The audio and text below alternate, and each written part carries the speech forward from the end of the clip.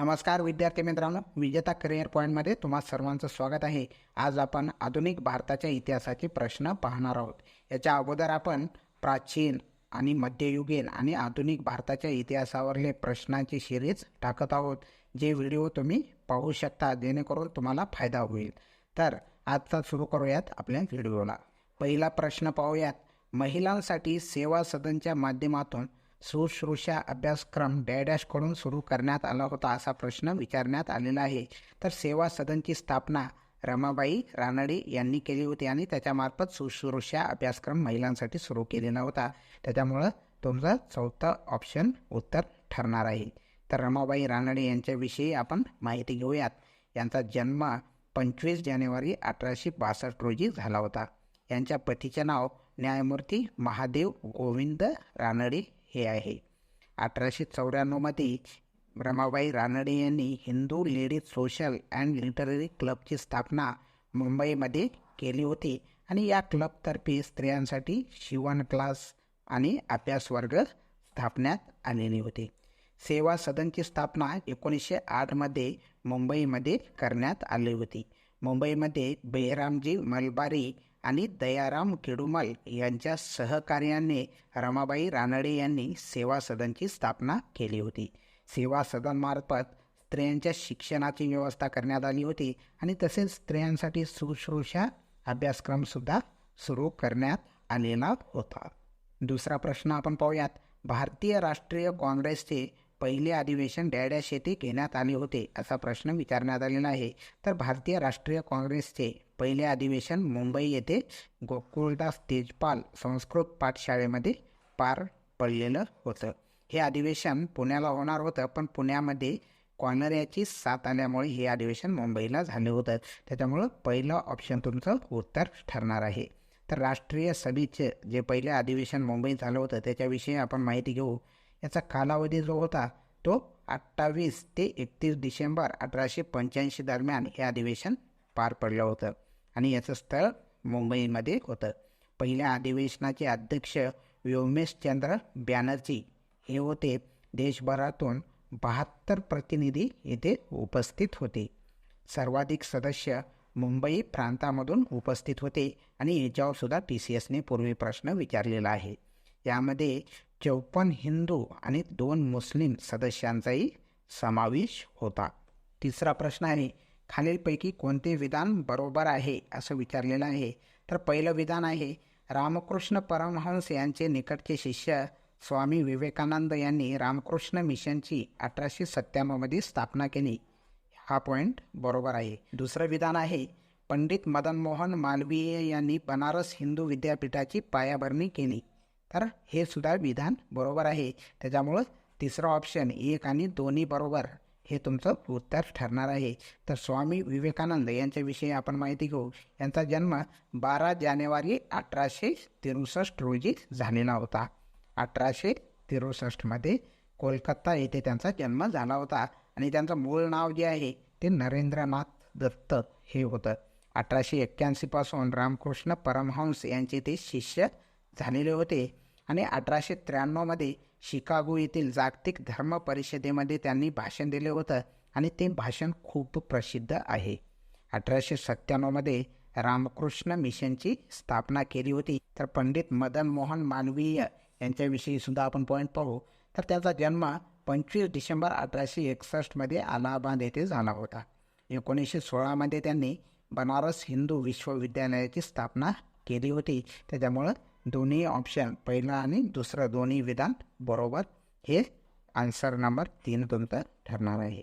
चौथा प्रश्न आहे, खालीलपैकी कोणत्या समितीने 1928मध्ये अधिकार विधेयकाची मागणी केली होती?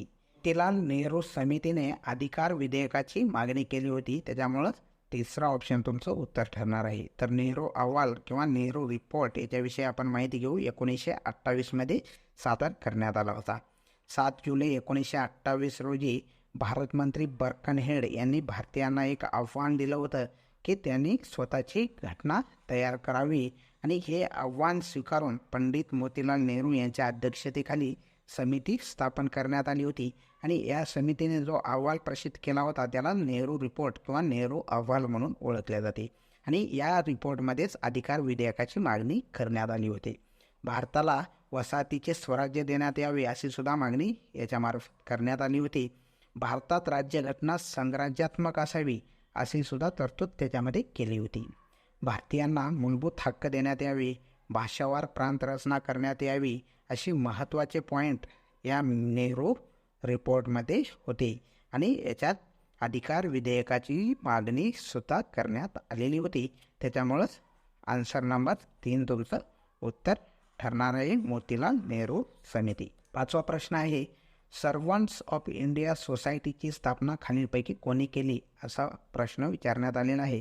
तर सर्वंट्स ऑफ इंडिया सोसायटी किंवा भारत सेवक समाजची स्थापना गोपाळकृष्ण गोखले यांनी केली होती. त्याच्यामुळं दुसरं ऑप्शन तुमचं उत्तर ठरणार आहे. गोपाळकृष्ण गोखले यांच्याविषयी आपण माहिती घेऊयात.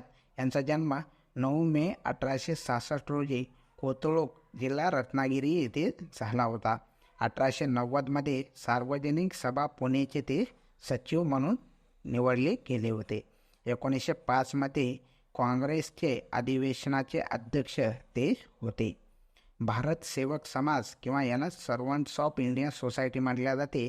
याची स्थापना 12 जून 1905 रोजी त्यांनी केली होती आणि याच्या स्थापनेचा उद्देश जो होता तो सनदशीर मार्गाने चळवळ करून देशाची सर्वांगीण उन्नती करणे आणि त्यासाठी रचनात्मक कार्य करणारी पिढी तयार करणे असा होता. आणि TCSने याच्यावर बऱ्याच वेळा प्रश्न विचारलेला आहे. तलाठीच्या पेपरमध्ये सुद्धा भारत सेवक समाजची स्थापना कोणी केली असा प्रश्न विचारण्यात आलेला आहे. 6वा प्रश्न आहे, राजा राममोहन रॉय यांच्या मदतीने खालीलपैकी कोणता कायदा गव्हर्नर लॉर्ड विल्यम बेंटिंगने मंजूर केला होता असा प्रश्न विचारण्यात आलेला आहे. तर सती प्रतिबंधक कायदा लॉर्ड विल्यम बेंटिंग यांनी राजा राममोहन रॉय यांच्या मदतीने मंजूर केलेला होता. राजा राममोहन रॉय यांच्याविषयी आपण माहिती घेऊ. यांचा जन्म 22 मे 1872मध्ये राधानगर जे की पश्चिम बंगालमध्ये येते तिथे झाला होता. 1815 साली यांनी आत्मीय सभा या संघटनेची स्थापना केली होती आणि एकेश्वर वादाचा पुरस्कार या आत्मीय सभेमार्फत करण्यात येत होता आणि याच्यावर TCSने प्रश्न तलाठीच्या पेपरमध्ये सुद्धा विचारलेला आहे. 1815मध्ये आत्मीय सभेची स्थापना राजाराम मोहन रॉय यांनी केली होती. इसवी सन 1828 साली त्यांनी ब्राह्मो समाज ही संघटना स्थापन केली होती. मुघल बादशाह अकबर दुसरा यांनी त्यांना राजा ही पदवी बहाल केली होती. इसवी सन 1818 सालापासून त्यांनी सती बंदीविरुद्ध मोहीम सुरू केली होती आणि 1829 साली लॉर्ड बेंटिंग यांनी सती प्रथा बंद केली होती आणि त्याच्यावर प्रश्न विचारण्यात आलेला आहे. 7वा प्रश्न आहे, खालीलपैकी कोणी प्रार्थना समाजची स्थापना केली असा प्रश्न विचारण्यात आलेला आहे. तर आत्माराम पांडुरंग तरखडकर यांनी प्रार्थना समाजाची स्थापना केली होती. प्रार्थना समाजाविषयी आपण माहिती घेऊया. स्थापना 31 मार्च 1867मध्ये मुंबईमध्ये करण्यात आली होती. संस्थापक होते आत्माराम पांडुरंग तरखडकर, हेच पहिले अध्यक्षसुद्धा होते. प्रार्थना समाजाचे कार्यवाह बाळ मंगेश वागळे हे होते. सदस्य होते न्यायमूर्ती रानडे, राव भांडारकर, भाऊ महाजन, वामन मोडक, न्यायमूर्ती चंदावरकर, भास्कर पांडुरंग तरखडकर इत्यादी प्रसिद्ध व्यक्ती सदस्य होते. ब्राह्मो समाजाचे नेते केशवचंद्र सेन यांच्या मुंबईतील व्याख्यानातून प्रेरणा घेऊन हा समाज स्थापन करण्यात आला होता. प्रार्थना समाजाचे जे मुखपत्र होते ते सुबोध पत्रिका हे मुखपत्र होते. कोणते? सुबोध पत्रिका. हा पॉईंट सुद्धा लक्षात असू द्या, याच्यावर प्रश्न विचारण्यात येऊ शकतो. वा प्रश्न आहे, कोणत्या वर्षी भारतीय राष्ट्रीय काँग्रेसमध्ये सुरत येथील अधिवेशनात एक फूट पडली असा प्रश्न विचारण्यात आलेला होता. तर 1907मध्ये सुरत येथे जे अधिवेशन झालं होतं त्याच्यामध्ये काँग्रेसमध्ये फूट पडली होती. तर राष्ट्रीय सभेचे सुरत अधिवेशन याच्याविषयी आपण माहिती घेऊया. दिनांक 26 ते 27 डिसेंबर 1907मध्ये हे अधिवेशन पार पडलं होतं.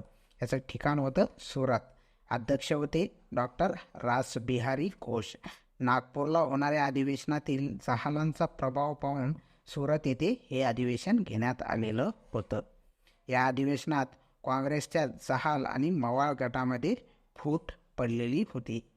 जहालांचे नेतृत्व लोकमान्य टिळकांकडे आलेलं होतं.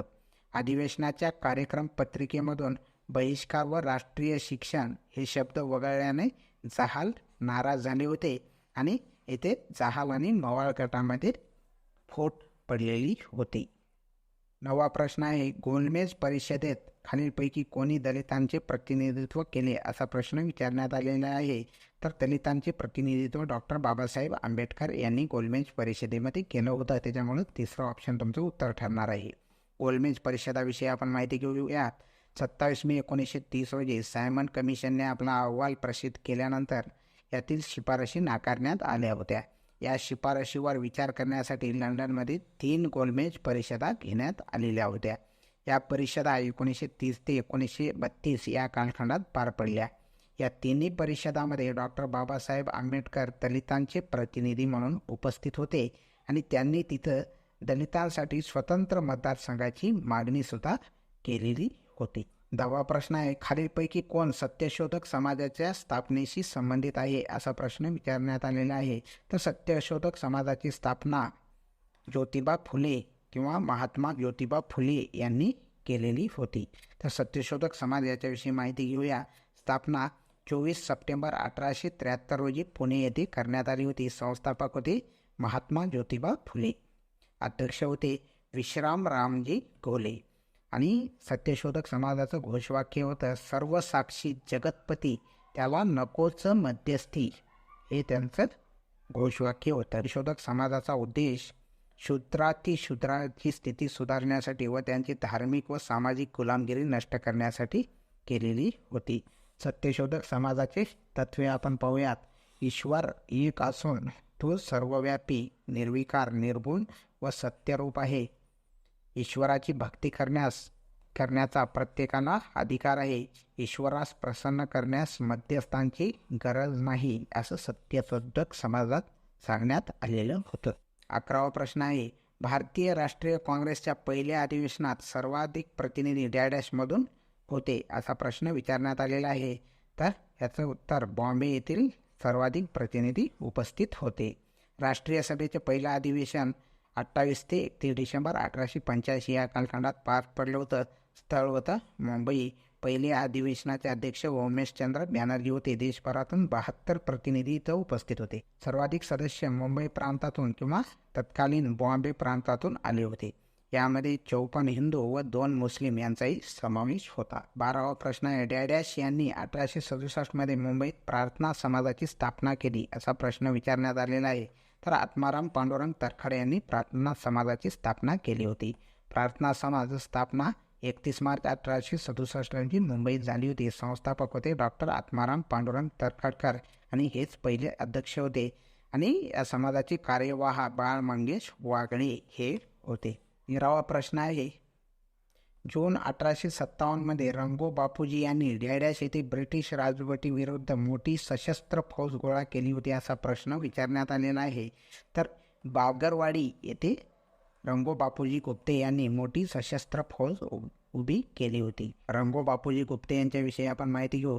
छत्रपती प्रतापसिंहांचे कारभारी म्हणून ते काम पाहत होते.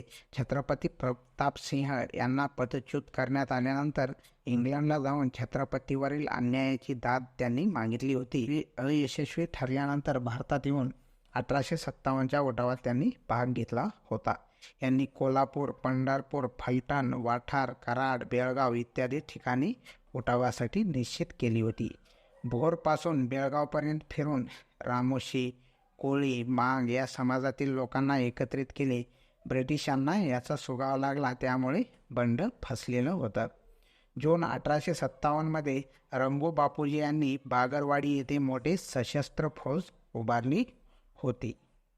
भोरच्या पंत सचिवांचे नौकर कृष्णाजी सदाशिव शिंदकर यांनी रंगो बापू यांना ब्रिटिशांच्या हवाली केलेले होते. 14वा प्रश्न आहे, खालीलपैकी कोणते भारतीय स्वातंत्र्य सैनिक नाशिकचे होते असा प्रश्न विचारण्यात आलेला आहे. तर अनंत लक्ष्मण कान्हेरे हे नाशिकचे होते. अनंत लक्ष्मण कान्हेरे यांच्याविषयी आपण माहिती घेऊ. अनंत लक्ष्मण कान्हेरे हे तरुण नाशिक येथील अभिनव भारतचे सदस्य होते. बाबाराव सावरकरांना अटक करण्यात आल्यानंतर त्यांना जन्मठेपेची शिक्षा देण्यात आली होती आणि हा जो खटला आहे तो सत्र न्यायाधीशासमोर चालविण्याचा निर्णय जॅक्सन यांनी दिला होता आणि याचा बदला घेण्यासाठी अनंत कान्हेरे यांनी 21 डिसेंबर 1909 रोजी किर्लोस्कर नाटक मंडळीने खास जॅक्सनसाठी विजयानंद थिएटर नाशिक येथे शारदा या नाटकाचा कार्यक्रम देवल नाटक कंपनीमार्फत आयोजित केला होता. जॉली नावाच्या उपजिल्हाधिकाऱ्यासोबत जॅक्सन साहेब येताच आनंद कान्हेरे यांनी त्यांच्यावर 7 गोळ्या झाडल्या, पण ते पहिल्या गोळीतच ठार झाले होते. गणू वैद्य या कान्हेरेच्या साथीदाराने पोलिसांना सर्व माहिती सांगितली, त्यामुळे धरपकड करण्यात आलेली होती. 15वा प्रश्न आहे, पंडिता रमाबाईंनी कोणत्या वर्षी उच्चवर्णीय विद्वांना मदत करण्यासाठी शारदा सदनची स्थापना केली? तर 1889 मध्ये शारदा सदनची स्थापना करण्यात आली होती. पंडिता रमाबाई यांच्याविषयी आपण माहिती घेऊ. यांचा जन्म 23 एप्रिल 1858 मध्ये मंगळूरमधील गंगामुळी या गावी झाला होता. यांचं पूर्ण नाव रमाबाई अनंत शास्त्री डोंगरे होतं. यांच्या आई वडिलांच्या निधनानंतर रमाबाई व भाऊ श्रीनिवास यांनी 6 वर्ष भारत भ्रमण केलं होतं. 1878 मध्ये कलकत्ता येथे आल्यानंतर त्यांना पंडिता व सरस्वती हे किताब कलकत्त्याच्या जनतेने दिला होता. 30 एप्रिल 1882 रोजी न्यायमूर्ती रानडे व राघव भांडारकर यांच्या मदतीने आर्य महिला समाजची स्थापना त्यांनी केली होती. तर शारदा सदन याच्याविषयी आपण माहिती घेऊ. तर शारदा सदनची स्थापना 1889 मध्ये करण्यात आली होती. 11 मार्च 1889 रोजी मुंबईत त्याची स्थापना केली होती. निराश्रित विधवा स्त्रियांची राहणे, जेवण व शिक्षणाची व्यवस्था तिथं करण्यात येत असे. शारदा सदनच्या सल्लागार मंडळामध्ये न्यायमूर्ती रानडे, न्यायमूर्ती तेलंग आणि डॉक्टर भांडारकर इत्यादी प्रसिद्ध सदस्य होते. आजच्या व्हिडिओमध्ये आपण आधुनिक भारताच्या इतिहासाचे 15 प्रश्नाचं एक्सप्लेनेशन पाहिलेलं आहे. तर इथेच थांबूया. धन्यवाद मित्र.